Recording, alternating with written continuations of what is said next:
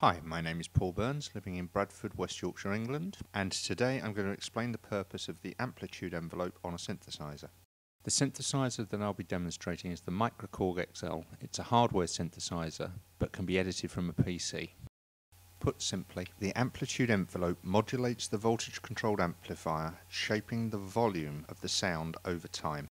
Although on some synthesizers the envelope may be more complicated, on a basic synthesizer, the envelope consists of 4 stages: attack, decay, sustain, and release. So let's have a look at a graph of how this works. Here we have amplitude versus time. Pressing a note starts the envelope, which rises to its maximum. The speed at which it does so is defined by the attack rate. A low attack rate will rise fast, a higher rate, and the volume will slowly swell.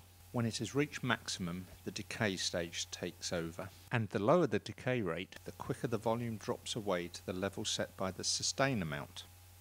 Finally, when you release the note, the volume will fade away as defined by the release rate. Let's look at a few examples of how the amplitude envelope works. A switch envelope is rather like an electronic organ envelope in that the attack time is set to 0, so it goes from 0 to maximum volume as quickly as you press the note.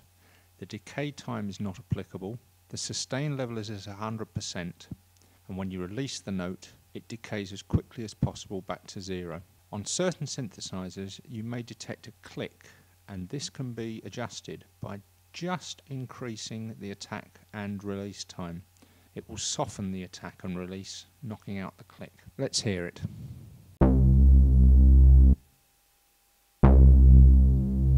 So a very sharp attack and quick release there. A percussive sound is one that only has energy over a relatively short period of time. That is, it doesn't sustain. So to create a percussive patch, we drop the sustain level down to 0 and control how long the note lasts by the decay rate. I'll play a couple of notes. You can see the waveform. A good example of a percussive envelope is a closed hi-hat, which cuts off quite quickly. To emulate a damped percussive sound, I'll increase the release rate. With a low release rate, if I play a note quickly on-off, it sounds like this. If I increase the release rate, the envelope then becomes damped percussive, such as with a piano.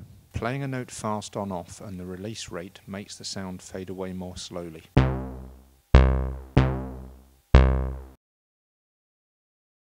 Bowed or blown instruments generally have a reasonably fast attack rate, and then they decay away to a sustained level. This can easily be emulated as shown here with a simple ADSR envelope.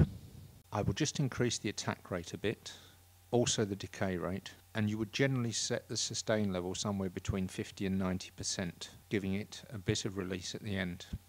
Let's listen to a couple of notes to see how that sounds.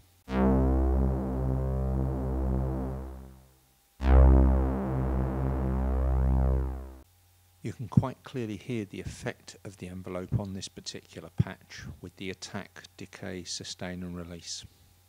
The last envelope I'm going to show you has been named elsewhere the Quirk envelope because it's quite unusual. What I'm going to do is leave the envelope with a fast attack time but reduce the sustain level to 0. I will increase the decay time just a little bit, and what makes it unusual is I'm going to increase the release rate right up to the maximum. What I'll do is I'll play 2 long notes and then 1 short note, and you'll hear the anomaly that this envelope generates.